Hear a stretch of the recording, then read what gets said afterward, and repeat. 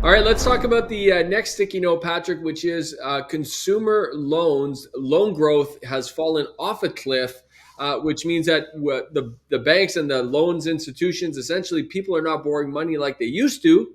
Classic, because rates are so much higher. And as a result, as you've all frequently mentioned, this is having an impact on the economy. There's no doubt about it.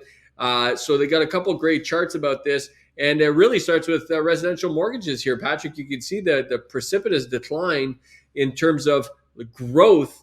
And this is primarily simply because the interest rates are so much higher. Therefore, people are just not borrowing like they used to. Well, it is interesting because we go back. What will the banks do? What will the Bank of Canada do? When you start to consider that what you just said a little while ago was banks are in the business of making money and they're in the business of putting capital to work. And that means mortgages. Well, when people quit borrowing money, they're not making the money that they're meant to make, which is in the interest payments. Having said that, this increase in amortization kind of maybe offsets that. So it is a very complex. If you try and connect the dots, you'll lose your mind. But ultimately, again, we go back to the slowdown economically. That's being driven by, number one, cost of living. Number two, the fact that consumers aren't consuming as much, and that data keeps showing up, and that in fact will slow the economy.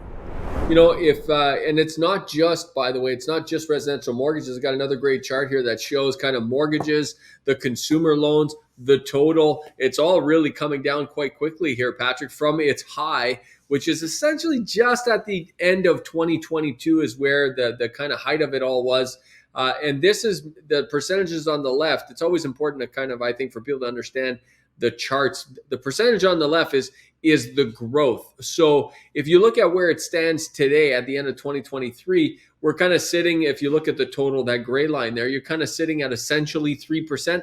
That means it's 3% growth from last year. So it's still growing, Patrick. It's just not growing at 11% like it was at the end of 2022.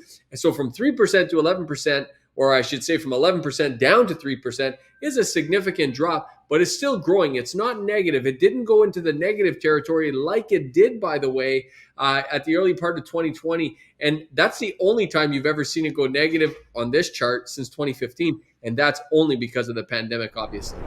Yeah, but I think there's a couple things you got to pay attention to. When you saw it come down, it was because people were locked down. They couldn't get out to spend money.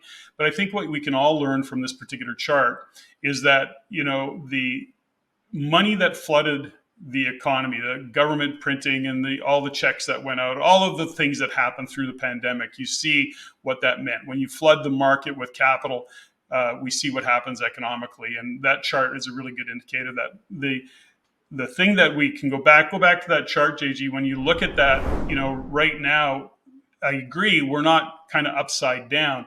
The word there is yet. On one side of it, when we look at what happened when they flood the market with money, the trend is your friend, right? It's going up and that all makes sense. All that capital flooding into the market, everybody's having a party and getting rich, and it's all very, very good. To your point is that here's the issue is that in this case, the trend is not your friend. And as much as we're not upside down, we're not back into where we were in, let's say, 2020, 2021, the reality of it is it's trending the wrong way. So we're just not on the other side of that yet. And I think that's where we're going to face some challenges going forward. And I think we're just getting warmed up. Another chart, Patrick, this one here that show the chart of banks and the HELOCs in terms of where they've been going. I like this chart, goes back to 2015. You can see it's been definitely trending in the right direction, or I don't know if this is the right direction or wrong direction. The point is it's a direction. It's been going in that same direction since 2015, except for that kind of blip mid 2021 up to mid 2022. You can see how it's kind of started reversing.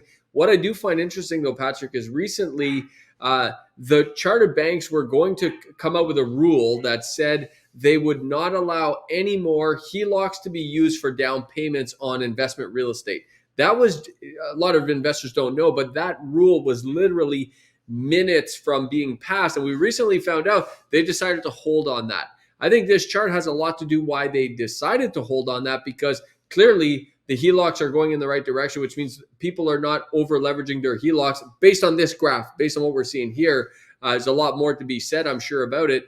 But I'm glad as an investor that rule didn't go through, because that would have hampered the market that much more. Yeah. Again, it's, we keep kind of saying it. And when we're looking into the future as investors, we want to understand also what drives an economy so we can make these decisions. And when we start to see this thing slowing down, and I think, JG, we can maybe bring it up again, but at the end of the day, we're looking at this through the eyes of an investor. And when we're looking at what's happening economically, it can really shut people down. Again, it's in these kinds of markets that opportunities present themselves in terms of buying and being a rental housing provider. We can talk about rental demand and all of those things, but this chaos, this uncertainty, this kind of economic downturn, it'll shut a lot of people down. It is shutting a lot of people down. And the reality of it, as an investor, it's opening up huge doors of opportunity. Huge doors of opportunity, exactly. If you like what you learned here, go to the description below and subscribe for our free Insiders newsletter, where you can also stay up to date for our upcoming events and our courses.